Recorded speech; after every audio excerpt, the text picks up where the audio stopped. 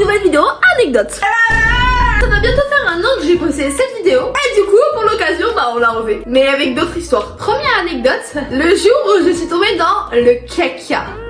Il n'y a pas de jeu de mots ni rien, je suis tombée dans du caca, dans une marée de caca. Et j'ai failli m'embourber là-dedans, c'est pas une blague. Tout commence en octobre de l'année dernière. J'étais en vacances, je sais pas, chez mes grands-parents à la campagne, vous avez vu dans les 2 vlogs, voilà.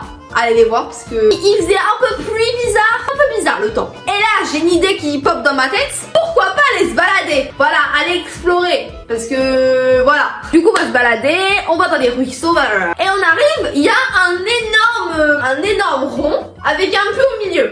Et il y a de la boue partout. La boue. Et à ce moment-là, j'ai une idée merveilleuse de aller au puits. Donc, j'ai mes petites bottes, je commence à avancer. J'ai modifié un peu le cadrage, voilà. Bref, du coup, je commence à faire un pas. Puis 2, et bref, je continue mes pas. Et là, je remarque que je m'enfonce légèrement. Je me dis, ah, zut, dans la logique des choses, un humain normal, il aurait fait demi-tour. C'est pas ce que j'ai fait. Qu'est-ce que je fais? Je continue mon chemin. Je m'enfonce encore plus. Je commençais à sentir une odeur bizarre. Je commence à me poser la question si c'est pas du caca de vache. Mais bon, je me dis non, c'est pas possible que je suis en train de patauger dans du caca. Je continue à avancer et là je me dis non, c'est trop. Enfin une réaction un peu logique, j'ai envie de dire. Du coup je fais demi-tour. Là vraiment je commence à vraiment m'embourber. Carrément ça arrive, il me reste 5 bottes. Et là je continue à avancer et là je suis bloqué. Et là je commence à tirer ma botte mais ça veut pas.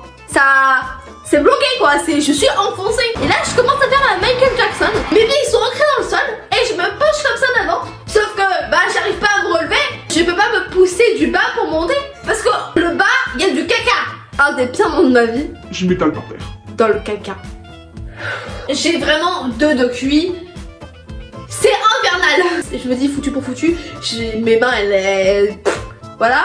Donc j'ai essayé pas trop de les enfoncer non plus. Parce que voilà, j'arrive à me lever tout doucement, à me débrouiller, à me dépatouiller. Pour ça là il y a mon frère qui est en train de se fichtre de moi. Mais à un point, j'ai finalement réussi à me sortir du caca. Voilà. C'est une dinguerie de faire ça. Dans une précédente vidéo, celle-ci, allez la voir parce qu'elle est sympa franchement, j'ai remis en détail qui a surpris quelques personnes. Mon prof de SVT a piraté mon ordinateur. En 6ème. Voilà. Posons le contexte. Là, je vais entrer en première. Mais ça se passe en 6ème. Et évidemment, en 6ème, on a les cours d'SVT. Donc, j'ai un prof d'SVT. Ce qui est normal. Le mien était pas normal. Il était pas non plus extrêmement bizarre, mais...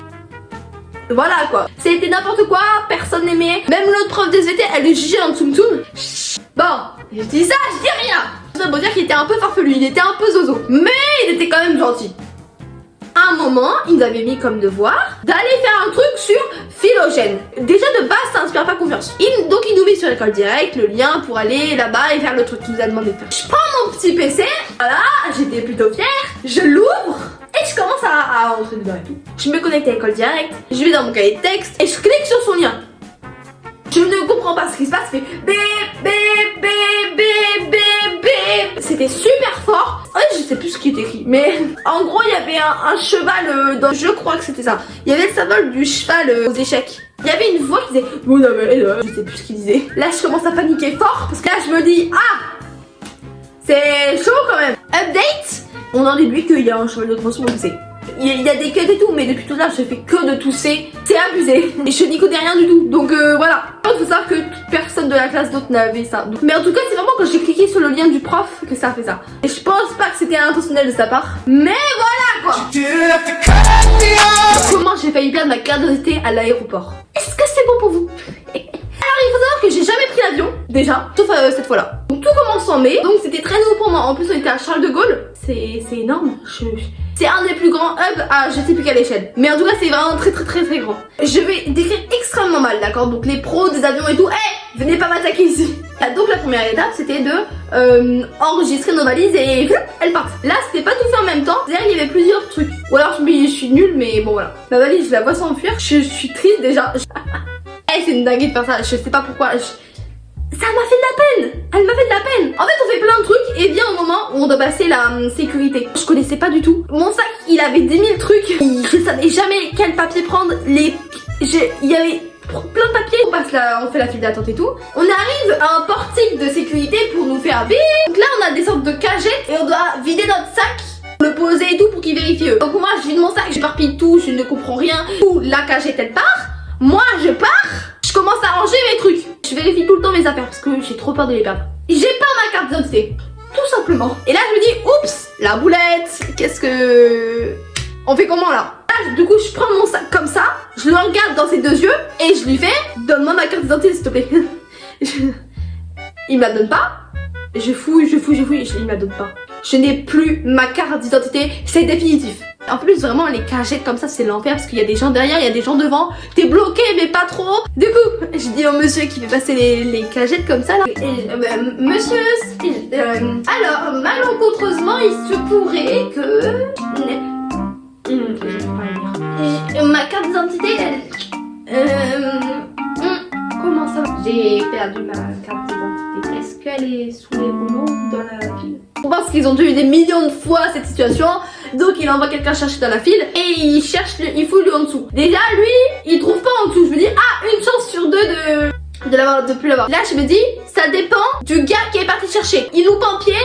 Et hop là. Donc après il revient, il monte ma carte d'identité. Il y avait un poids que j'avais là. Ah, je me sens libérée. J'étais tellement heureuse. Oh merci et tout. Donc je prends ma carte d'identité, je la range bien dans le truc pour voilà. Et voilà. Oh quel péripétie. Bref, finalement j'ai récupéré ma carte d'identité. Je suis partie en Italie, ça s'est très bien passé, vous avez vu les 2 petites vidéos et tout, franchement c'était trop cool. Mais quand même, sacrée expérience, franchement, voilà. Les copains, j'espère que cette vidéo vous aura plu, enfin du moins qu'elle vous aura diverti. Franchement, je sais pas trop si j'assume mes anecdotes ou pas.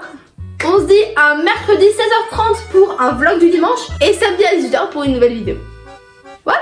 N'hésitez pas à vous abonner, à commenter, à liker et à partager, à faire tout ce que vous voulez. Ce serait vraiment votre bonne action de la journée. Ciao, ciao. J'abuse.